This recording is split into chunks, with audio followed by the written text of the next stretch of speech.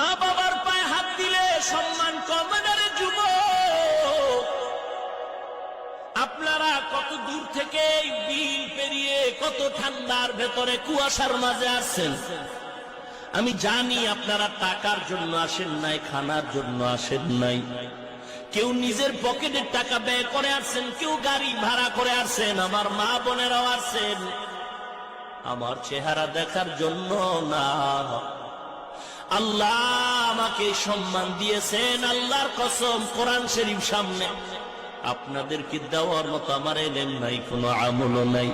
তবে এই সম্মানের চেয়ারে বসার পেছনে ইলম আমল কিছুই না, একমাত্র কারণ আমার মা বাবার চোখের পানি আর আল্লাহওয়ালার নেক দোয়া।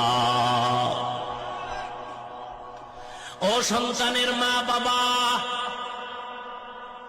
ও সন্তান, অন্যায় যদি করো তাড়াতাড়ি মা বাবার কাছে ক্ষমা নাও।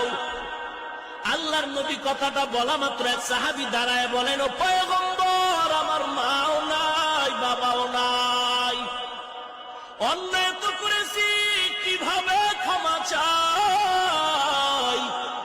আল্লাহর নবী বলেন, যাও যাও, শুক্রবার কবরের কিনারায় গিয়া দরুদ সালাম পড়ো, সূরা ফাতিহা একবার পড়ো, 3 বার কুল হুয়াল্লাহ সূরা পড়ো, আলহাকুমুত তাকাসুর পড়ো, এরপরে দোয়াটা পড়ো, রব্বির হামহুমা কামা রব্বায়ানি সগীরা। যদি ওই শুক্রবার দিন মা বাবার কবরের কিনারায় গিয়া কান্না করো, আমার নবী স্পষ্ট হাদিসে বলেছেন, তুমি হাজারো অন্যায় যদি করো, আল্লাহ চোখের পানির কারণে ক্ষমা করে বাধ্যগত মায়ের সন্তানের খাতায় নাম উঠায় দিবে। কি দুঃখ, কি দুঃখ গো! আজ এই বাংলা